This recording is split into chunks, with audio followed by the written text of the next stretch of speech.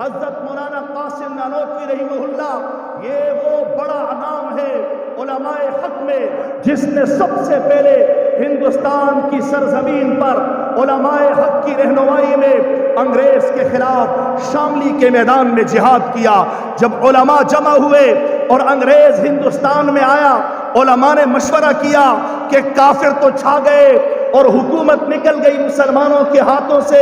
ان کی بہرا رویوں کی وجہ سے اب علماء کو کوئی کردار ادا کرنا چاہیے۔ سب بیٹھے، مشورہ ہوا، مشورے میں یہ بات سامنے آئی کہ انگریز بہت طاقت کے ساتھ میدان میں آیا ہے اور بڑی سازشوں کے ساتھ اس کا مقابلہ میدان میں نہیں ہو سکتا، کوئی اور صورتیں کرنی چاہیے۔ تو حضرت مولانا قاسم نانوتوی رحمہ اللہ نے اپنی رائے ان الفاظ میں پیش کی، کہا کیا ہم ان 313 سے بھی کم ہیں جو آپ علیہ السلام کی معیت میں کافروں کے خلاف ڈٹ گئے تھے؟ ہم اسباب میں ان سے زیادہ ہیں، تعداد میں ان سے زیادہ ہیں، تو پھر کیا وجہ ہے کہ ہم انگریز کے مقابلے سے جی چرائیں؟ سب نے ان کی رائے پہ اتفاق کیا، ایک لشکر تشکیل دیا گیا، ضامن شہید رحمہ اللہ اس کے افسر مقرر ہوئے اور شاملی کے میدان میں ایک بہترین مارکا انگریز کے ساتھ لڑا گیا، جنگ آزادی 1857 میں، جسے سر سید احمد خان نے اپنی کتابوں میں جنگ غدر کے نام سے تعبیر کیا۔ اسی لیے ہم سر سید احمد خان کے خلاف ہیں کہ ان کے نظریات انگریزوں والے تھے اور ان کی تعلیمات انگریزوں کی تھی۔ اسی لیے ہم امت کو بتاتے ہیں کہ بانیان پاکستان میں سر سید احمد خان کا ذکر نہیں ہے،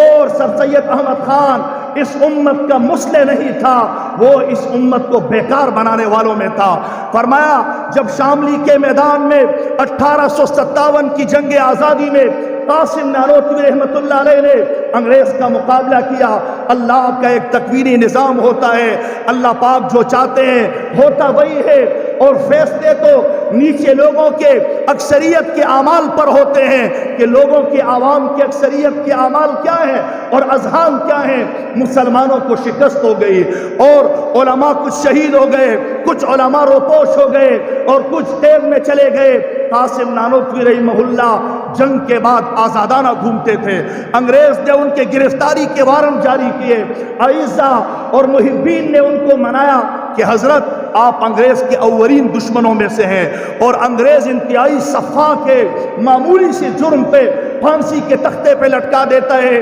آپ روپوش ہو جائیں، خدا کے لیے آپ روپوش ہو جائیں۔ آپ انتہائی اصرار کے بعد روپوش ہو گئے، اور 3 دن کی روپوشی کے بعد دوبارہ باہر نکل آئے اور سرعام پھرتے تھے۔ پھر دوستوں نے اور محبین نے سمجھایا کہ آپ تو دوبارہ نکل آئے۔ فرمایا رسول اللہ صلی اللہ تعالی علیہ وسلم غار ثور میں صرف 3 دن روپوش ہوئے تھے، اس سے آگے رسول اللہ کا روپوش ہونا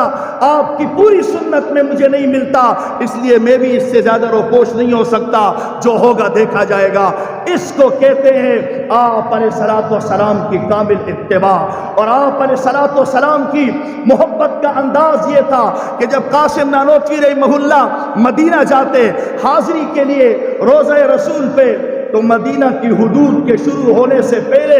اپنی سواری سے نیچے اتر آتے تھے اور سنگلاخ اور پتھریلے میدانوں میں روضہ رسول کی طرف جو سفر طے کرتے، جوتے اتار کے پیدل تشریف لے جاتے اور فرماتے مجھے حیا آتی ہے کہ مدینہ کی سرزمین پہ جوتے پہنوں، ایسا نہ ہو جہاں آقائے دو جہاں کا پیر مبارک لگا ہو اور وہاں میرا قدم جوتے کے ساتھ لگ جائے، اس لیے جوتے اتار دیتے۔ جب روضہ رسول پہ حاضری ہوتی تو سارے پاؤں چھنی ہو چکے ہوتے اور خون میں لتھڑے ہوئے ہوتے، اور وہاں جا کے پھر یہ اشعار پڑھتے، امیدیں لاکھوں ہیں لیکن بڑی امید ہے یہ کہ ہو سگان مدینہ میں میرا نام شمار، کہ لاکھوں امیدیں ہیں لیکن سب سے بڑی امید یہ ہے کہ یا رسول اللہ آپ کے مدینہ کے کتوں کے ساتھ میرا شمار ہو جائے، یہ میری سب سے بڑی امید ہے۔ یہ محبت کا ایک ایسا انداز تھا جو صرف زبان سے ادا نہیں کیا گیا،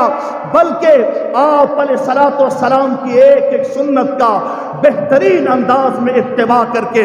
امت کو بتایا کہ آپ علیہ الصلوۃ والسلام کی حقیقی محبت کس کو کہا جاتا ہے۔